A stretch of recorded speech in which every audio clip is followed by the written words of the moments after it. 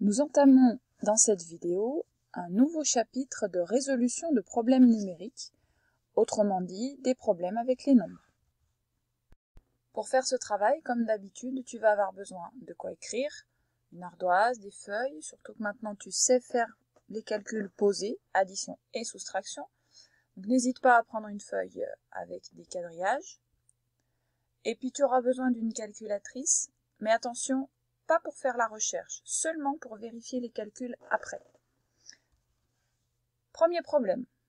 Trouve le nombre d'objets dans la boîte si je mets 36 crayons et 47 feutres dedans. Autrement dit, j'ai ma boîte ici, je veux y mettre 38 crayons et aussi 47 feutres. À toi de trouver combien il y aura d'objets dans la boîte à la fin. Autre manière de représenter, 38 crayons, 47 feutres, je veux tout mettre ensemble dans la même boîte. Combien y aura-t-il d'objets dans la boîte? C'est à toi de faire le calcul. Pour ça, tu vas mettre la vidéo en pause, faire la bonne opération, la calculer et remettre la vidéo pour la correction. Pause. Nous avions donc deux groupes d'objets que nous devions mettre ensemble, autrement dit 38 crayons qu'on met dans la boîte, et en plus 47 feutres. Il fallait donc faire une addition. Je pose donc 38 plus 47 en alignant bien mes unités et mes dizaines. Je commence bien entendu par ici les unités. 8 plus 7 font 15. Je pose 5, je retiens 1. 1 plus 3, 4. 4 plus 4, 8. 38 plus 47 font 85. Dans la boîte, il y aura 85 objets. Voici ma phrase réponse. Nouveau problème avec un petit peu plus de données. Regarde, on va te demander de trouve le nombre de crayons. Ça va être ça la question. Dans une boîte, en mettant 20 feutres et des crayons, j'obtiens 74 objets en tout. Donc ici, je connais le nombre de feutres, mais je ne connais pas le nombre de crayons. Par contre, je sais combien il y en a à la fin. Il y en a 74. Combien ai-je mis de crayons? J'ai donc 20 feutres ici. Je sais que j'ai 74 objets dans la boîte, mais je n'ai pas vu quand on a mis des crayons, donc je ne sais pas combien il y en a. Autre manière de représenter, j'en ai 20, je ne sais, alors c'était dans l'autre sens, mais c'est pas grave. 20 feutres, je ne sais pas combien j'ai de crayons, mais je sais que ça fait 74. À toi de trouver la bonne opération pour trouver le nombre de crayons. Pose ton calcul éventuellement si tu as besoin. Et dis au moins à l'oral une phrase réponse. Pause. Bien. Nous savions qu'il y avait 74 objets. Donc, tu avais la solution de faire une addition à trous. J'en ai 20, plus je ne sais pas combien, et ça va jusqu'à 74. Ça serait plus compliqué. Le plus simple était de dire que nous reprenions l'histoire à l'envers. Je sais que j'en ai 74, j'enlève les 20 que je connais déjà, et je saurai, il ne restera dans la boîte plus que les crayons, et je saurai combien il y a de crayons. Autrement dit, une soustraction était plus facile à trouver. Nous savons maintenant poser les soustractions, donc 74 moins 20. Je commence par les unités. 4 moins 0, 4. Ben oui, j'en ai 4, je n'en enlève pas. Il m'en reste toujours 4. Et les dizaines, 7 moins 2 égale 5. Tu pouvais faire ton addition à trous, en faisant d'étape en étape. J'avais 20 feutres, je sais que je rajoute des objets pour aller jusqu'à 70. Donc je sais que de 20 pour aller à 70, il faut que j'en rajoute 50. Et de 70 pour aller à 74, il faut encore que j'en rajoute 4. Donc au final, j'en ai rajouté 50 et encore 4. J'en ai là aussi en rajouté 54.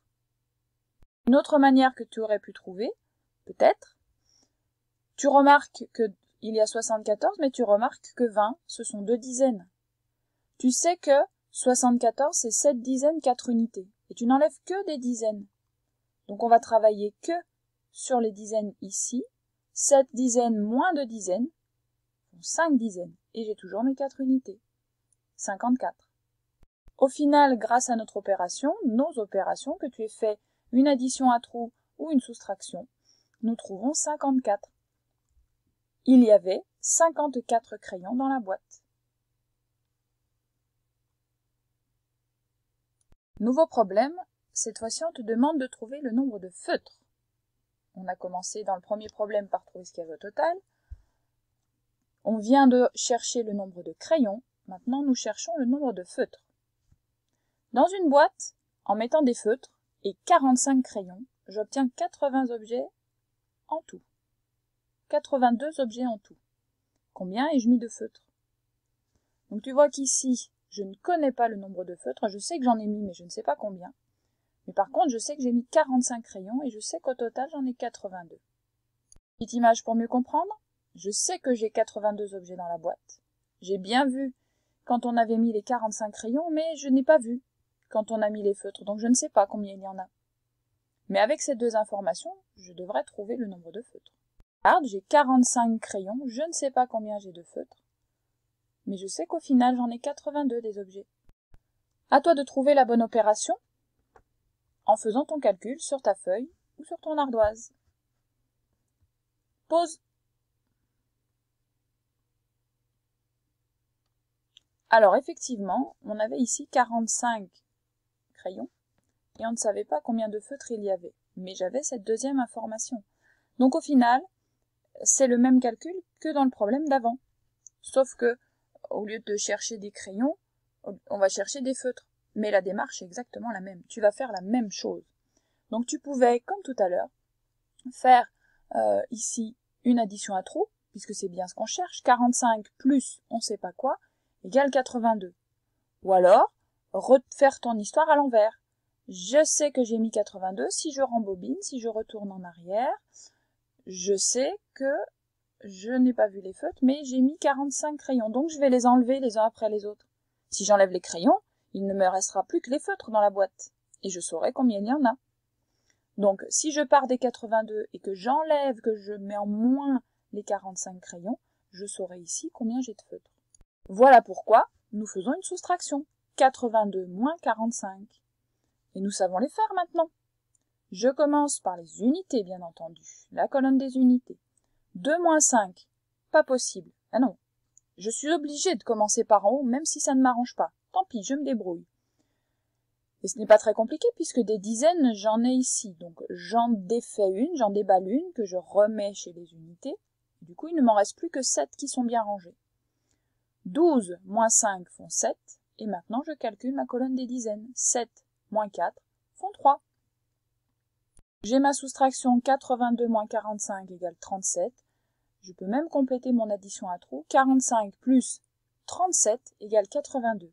Avec une belle phrase réponse au moins dans ma tête. Il y a 37 feutres dans la boîte. Tu peux même vérifier ton calcul avec la calculatrice. Mais seulement pour vérifier, rappelle-toi. Prenons donc maintenant ensemble ton fichier à la page 136. C'est le chapitre numéro 32. Et nous retrouvons ici ce que nous venons de faire. J'en ai 74, j'ai 20 crayons. Combien j'avais ici? J'ai 20 feutres, combien j'ai de crayons? Donc je calcule dans ma tête 74 moins 20, autrement dit 74 moins 2 dizaines, et ça faisait 54. Donc je complète ma phrase réponse, je n'oublie pas. Et tu avais dû lire ici, lorsque je connais le nombre total d'objets, là, et le nombre de feutres, ou de crayons, que je réunis avec des crayons, je peux calculer le nombre de crayons en faisant une soustraction. Et c'est pareil dans l'autre sens. Maintenant, regarde, c'était bien le même schéma. Qu'on mette les feutres ou les crayons en premier, ça n'avait pas d'importance. Ici, c'était les feutres, ici, c'était les crayons. Peu importe, je le mette à sa place ou pas. Donc, cette image-là, on l'a dit tout à l'heure, je calcule en posant 82 moins 45, et je trouve 37. Et je n'oublie pas ma phrase réponse, il y a 37 crayons. Alors oui, je sais, tu vas me dire, ici on cherchait le nombre de feutres. Au final, pour notre calcul, ça n'a pas beaucoup d'importance. Pour la phrase réponse, oui. Continuons, maintenant tu vas faire en bas l'exercice 1 tout seul. Donc je t'explique pour t'aider. Ici, trouve le nombre de feutres que Max met dans la boîte. C'est le même problème que ce qu'on vient de faire plusieurs fois. Max met 18 crayons et des feutres dans une boîte vide. Il y a maintenant 28 objets dans la boîte. Combien de feutres Max met-il dans la boîte? Regarde notre schéma. On sait le nombre de crayons. On connaît le nombre d'objets au final. Il nous suffit de trouver les feutres. Tu as la place ici pour poser ton opération, que ce soit une addition ou une soustraction. Pose-la. Et n'oublie pas de compléter la phrase réponse pour expliquer combien il y a de feutres dans la boîte. Deuxième partie. Donc tu as le problème ici et même un petit schéma pour t'aider. Donc ce qu'on te demande, c'est de trouver le nombre d'élèves en CE1. Regarde. Donc même rien qu'avec le schéma, on pourrait comprendre le problème. Dans l'école Émilie du Châtelet, il y a 2 CE1. Il y a 25 élèves dans le CE1A et 26 élèves dans le CE1B. Combien y a-t-il d'élèves en CE1 dans cette école? Tu fais ton calcul posé ici, addition ou soustraction, et tu n'oublies pas de compléter la phrase réponse avec ton résultat juste là. Je te laisse faire tout seul. Si vraiment, et vraiment tu as besoin d'une explication pour la correction, attends d'avoir fini ton calcul et nous pourrons corriger ensemble. Sinon, tu peux arrêter la vidéo ici. Allez, bon travail!